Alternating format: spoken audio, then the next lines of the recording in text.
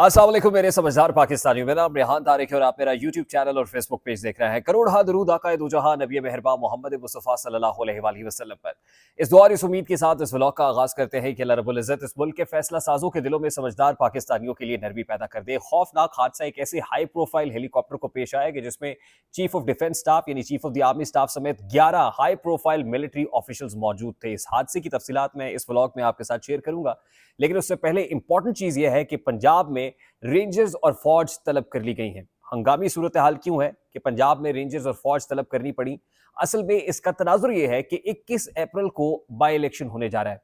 और by election के contest में पंजाब के अंदर रेंजर्स और फौज बुलाने का फैसला कर लिया गया है। यानी अब इलेक्शन आम इंतखाबात की तरह रेंजर्स और फौज की निगरानी में होंगे। अब पहले फौज तैनात करके और रेंजर्स तैनात करके इलेक्शन हुए तो उस इलेक्शन के ऊपर जितने बड़े सवालिया निशानात खड़े किए जा रहे हैं और बराह रास्त एस्टैब्लिशमेंट के ऊपर तनकीद की जा रही है, फौज को मुर्दे इल्जाम ठहराया जा रहा है, तो अब फिर जिस अंदाज में बंद बांधा जा रहा है उससे तासुर यही है कि शायद वही नतीजा निकले जो पहले निकला था और अब भी शायद मैनिपुलेटर्स जो है, जो मैनिपुलेशन करने वाले हैं, वो मामलात को मैनिपुलेट करने में कामयाब हो जाए और उसी के लिए कोई रास्ता तलाश करने की कोशिश की जा रही हो।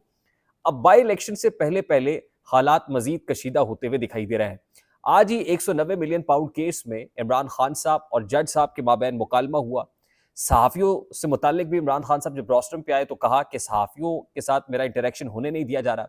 बात कुछ और होती है, बाहर जाके कुछ और बता दी जाती है, क्योंकि जज साहब ने कहा कि आप रोस्टम पे आए, अपने मुकदमे पर बात करें, आप कोई सियासी तकरीर या प्रेस कॉन्फ्रेंस ना करें। इमरान खान साहब ने कहा मेरे पास कोई और ऐसा फॉरम नहीं है कि मैं अपनी बात पहुंचा सकूं, क्योंकि सहाफियों के साथ भी गुफ्तगू करना मुश्किल हो गया है। इस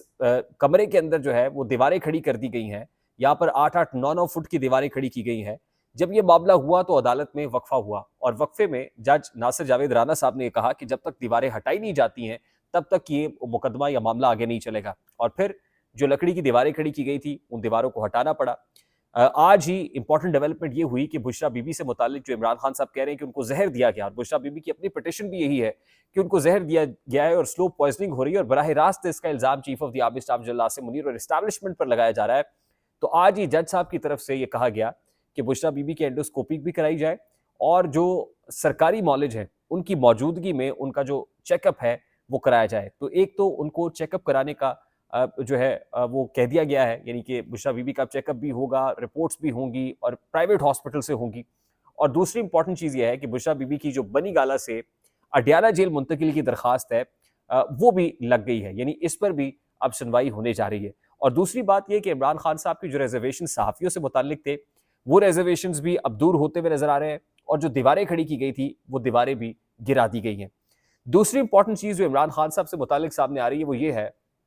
कि उन्होंने जस्टिस काजी फायज ईसा को खत लिखने का फैसला कर लिया है और उसमें यह सवाल उठाने का फैसला भी कर लिया है कि क्या आप एक्सटेंशन लेने जा रहे हैं। ये बड़ा मानी खेज सवाल होगा, ये चुभता हुआ सवाल होगा जो chief justice of Pakistan justice Qazi Faez Isa से होगा। और हमारी इत्तलात के मुताबिक जो खत चीफ जस्टिस को लिखने का फैसला इमरान खान ने किया है उस खत के अंदर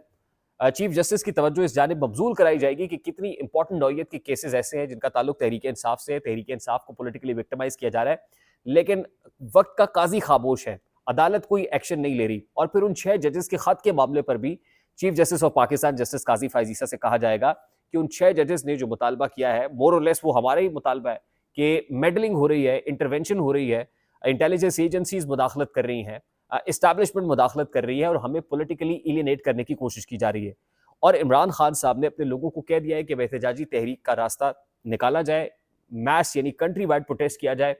21 अप्रैल को ही बाई इलेक्शन है, पंजाब में फौज और रेंजर्स है और 21 अप्रैल से ही पाकिस्तान तहरीक इंसाफ ने जलसों का जो शेड्यूल है वो भी अनाउंस किया हुआ है, यानी जलसे भी होने जा रहे हैं। ऑल दो आज ही जो पशीन जलसा था खासतौर पे मौलाना फजलुर रहमान का, उस हवाले से खबर सामने आ रही है कि इंतजामिया ने जलसे की इजाजत नहीं दी और इससे लग ये रहा है कि शायद मौलाना फजलुर रहमान और जमीयत उलमा इस्लाम फे अपने पहले ही जलसे में नाकाम हो जाएगी। यानी उस तरफ से तो एक नाकाम टेक ऑफ कर रहे हैं और दूसरी तरफ इमरान खान साहब ने जो इस्टेब्लिशमेंट के खिलाफ तबले जंग बजाया हुआ है, अब क्या वो कामयाबी से इसको स्टार्ट कर पाते हैं, उसको ट्रिगर कर पाते हैं या नहीं। वैसे तो इमरान खान साहब और उनकी पार्टी ने कोयटा में जो 2 जलसे कर दिए उससे तो ये लगता यही, और केपी के अंदर पर्टिकुलरली जो रैलियां निकाली हैं और जलसे हुए हैं, उससे लगता यह है कि पाकिस्तान तहरीक इंसाफ के यहाँ ये मुश्किल नहीं है, ये दिक्कत उनके यहाँ नहीं है, मौलाना फजलुर रहमान के यहाँ ये दिक्कत ज़रूर मौजूद है। उसके बाद मैं उस खबर की तरफ आता हूँ कि जिसमें एक आम शख्सियत है जो GHQ भी जा रही हैं, वो जनरल स्टाफ के दफ्तर में भी जा रही हैं, चीफ ऑफ जनरल स्टाफ से मिल रही हैं, chairman joint chiefs of staff committee से मुलाकात भी करके आई हैं,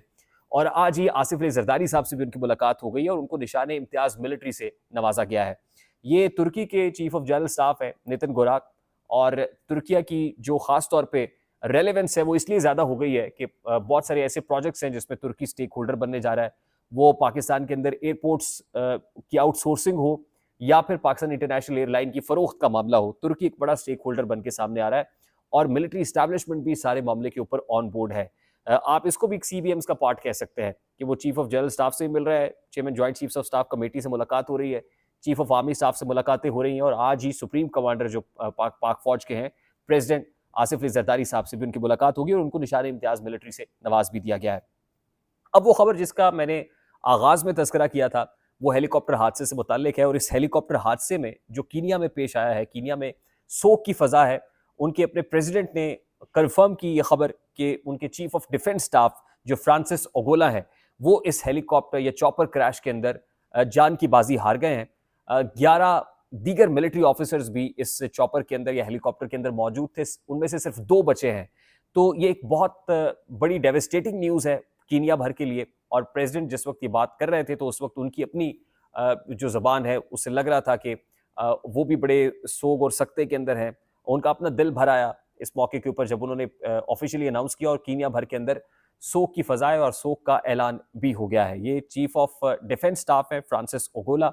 और अब कीनियन मीडिया ने भी इस हवाले से खबरें जो है वो कंफर्म कर दी हैं। आपको याद होगा कि आज से 1.5-2 साल पहले भारत के अंदर भी इस तरह का एक क्रैश हुआ था, और वहाँ पर भी उनके जो chairman joint chiefs of staff कह लीजिए, जो पहले चीफ ऑफ आर्मी स्टाफ थे, वो बिपिन रावत, और बड़े पॉपुलर थे बिपिन रावत, इस क्रैश के अंदर मारे गए थे। और जाहिर है जब इस तरह के हाई प्रोफाइल क्रैश होते हैं तो फिर उसके अंदर कंट्रोवर्सीज भी बहुत सारी होती हैं कि क्या ये वाकई कोई फितरती हादसा था या फिर ये कोई साजिश थी। तो इस हवाले से प्रॉब शुरू हो जाएगी। और आपको याद होगा कि हमारे एयर चीफ मार्शल मुसफ़ मीर साहब के साथ जो कुछ हुआ था, फिर जनरल ज़ियाउल हक साहब के साथ जो कुछ हुआ था, तो इस हवाले से भी कंट्रोवर्सी हमेशा रही कि ये कोई नेचुरल कोई क्रैश था, हादसा था, या फिर किसी ने कुछ साजिश करके ये मामला किया था। इंडिया हो, पाकिस्तान हो या कीनिया हो, कुछ ऐसे ही सवालात इस हादसे के बाद भी सर उठा रहे हैं। आई होप मेरी बात आप तक पहुंची होगी। अगर पहुंच जाए तो वीडियो को लाइक और शेयर करना मत भूलिएगा। चैनल पे नए तो चैनल को सब्सक्राइब कर दीजिएगा, बेल आइकन जरूर दबाइएगा। मुझे रेहान तारिक को इजाजत दीजिए, अपना बहुत सारा ख्याल रखिएगा।